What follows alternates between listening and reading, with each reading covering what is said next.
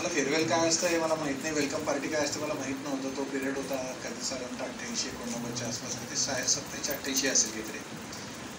आमिर खानचा एक चित्रपट आला होता, तुम्हाला ते गाणं आठवत असेल, त्याने गिटारवर गाणं म्हटलंय, पापा कहते हैं बडा नाम करेगा, बरोबर आहे.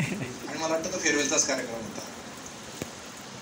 तसं काही होईल असं मला वाटत नाही. आमच्याकडे ना गिटार दिसत आहे ना काही गाणे दिसत आहे. खूप सुंदरच असं गाणं म्हटलं होतं आणि माझा तो एक आवडताचा नट आहे. मुलगा मुद्दाम हलक्या गोष्टीवरती वगैरे सुरुवात करतो. म्हणजे कोणाचं स्वप्न काय असेल, कोणी इंजिनियर बनेल, कोणी असं असेल, माझं स्वप्न एक सुंदरचा चेहरा आहे म्हणे, असं काहीतरी माणसं त्या ते गाण्याचे बोल आहेत तसे. आणि मनाला भावणाऱ्या गोष्टी असतात त्या.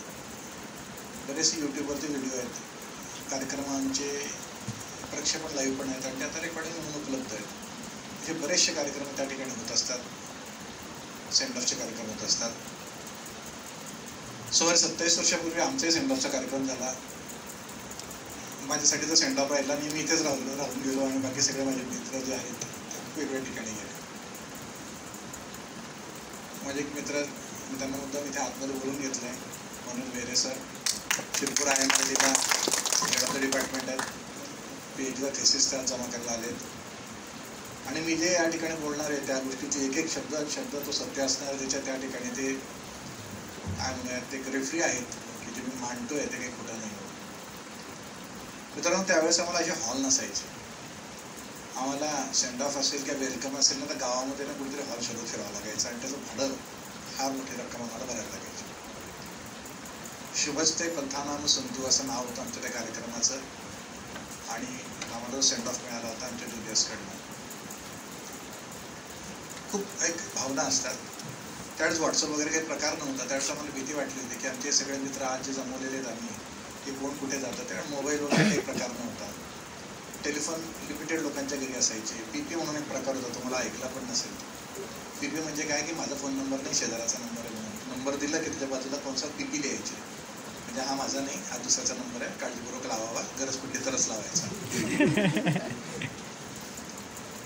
आणि तशा परिस्थितीमध्ये ज्यावेळेस आम्ही मित्र विलग झालो, पण ज्यावेळेस व्हॉट्सअप आला ना पटापट पटापट पटापट असे ग्रुप तयार होतो आणि त्या ग्रुपमध्ये सगळे ॲडजस्ट होतात, ॲड होतात.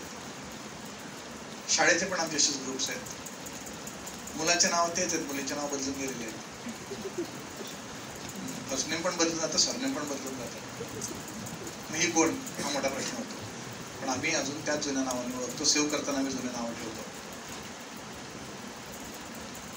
समजा काय माझी क्लासमेट आहे, इकडे अगोदरचं नाव होतं योगिनी राव, आताचं नाव झालं राधिका कुलकर्णी, व्यक्तीचंच नाव बदलून जातं. आमची एक सिनियर असेल समजा, तिचं नाव इकडचं हिमालिनी साळुंखे होतं, तिकडचं नाव पूजा रुंदेळे झालं आहे. आज त्या ठिकाणी मुंबई विद्यापीठाच्या COE आहे. सांगायचा मुद्दा असा आहे की अनेक मित्र मैत्रिणी आपल्यासोबत असतात, जे आपण शिकत असताना आपल्यासोबत असतो. आपण शिकत असताना कसे राहिलो आहे, कसे वागलो